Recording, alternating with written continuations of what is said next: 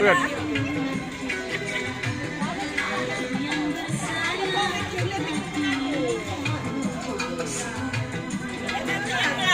Jangan pakai punya uang aku punya uang. Itu bapak iya.